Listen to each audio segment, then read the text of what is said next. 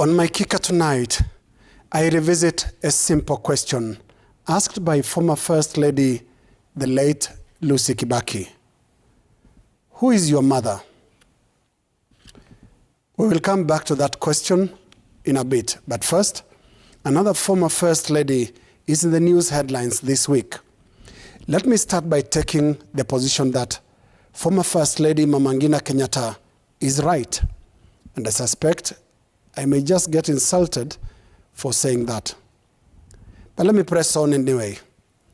In a rare comment on live political matters, Kenya's First Lady switched to motherhood mode and proclaimed that politicians who have been insulting her son, President Uhuru Kenyatta, over his move to support Raila Odinga to be next president, were not raised properly. Predictably, the First Lady's statement was greeted with more insults, especially in the social media, where special purpose hashtags showcased the ugliest of the abuses.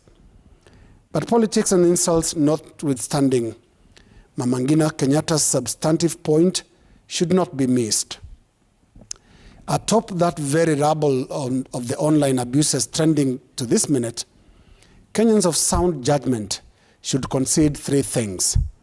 First, an admission must be made that, like Mama Ngina suggests, there is a serious problem with the language, tone, and manner of our politics today. Secondly, an admission should be made that the deterioration did not start with the ongoing Uhuru succession debate. It is much older than that. Thirdly, Kenyans, including Mama Ngina, should concede that on this one, no one is holier than thou. And in the words of the Bible, all have fallen short of the glory. With those three admissions, and over the indignity subjected to our country's inaugural First Lady, a nation of adults must now rise up and redraw the rules of engagement. And it starts with recalling the lessons passed on to every child by their mothers. And just for the record, Mama Ngina is not the first former First Lady to question the quality of the upbringing of some of the subjects of their discourse.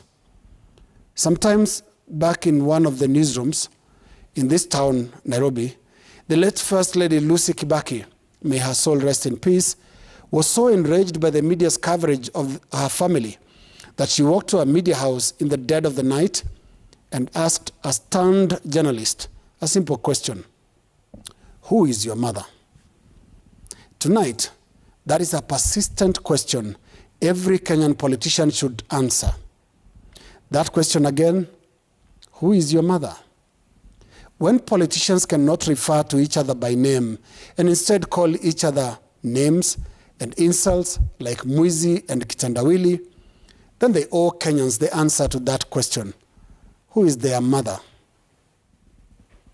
And do you remember what mothers told us about respect? Do you remember how age difference itself and even age sets acted as natural barriers to disrespect? If you do, just sample the tone and content of this exchange to understand why Mama Ngina and the late Lucy Kibaki had valid concerns about our country. We decided to say, okay, why don't we adjust so that the people who earn more, like Deputy President, can pay 5,000.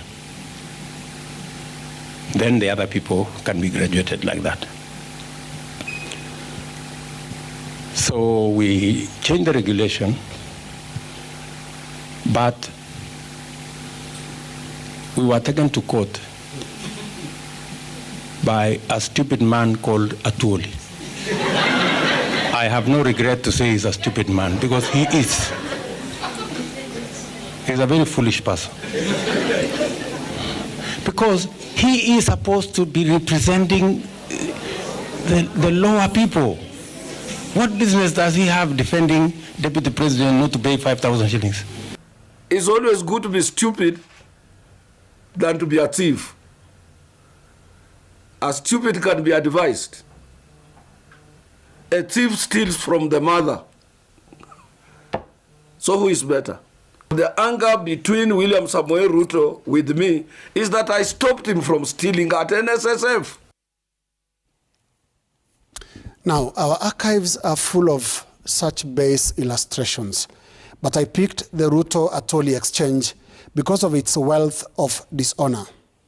The two are prominent leaders in their own right, fathers and even grandfathers in their families, and possibly, and unfortunately, role models of their respective admirers in politics and trade unionism.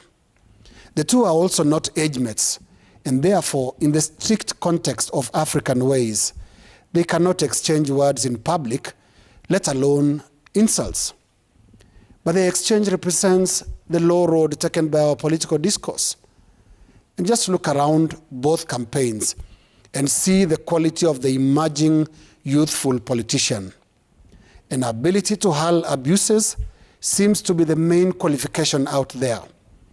So, to Mama Ngina, Kenyatta, and all the good mothers out there, including my own, buckle up. As those very politicians like saying, mtajua, hamjui. That is my kicker.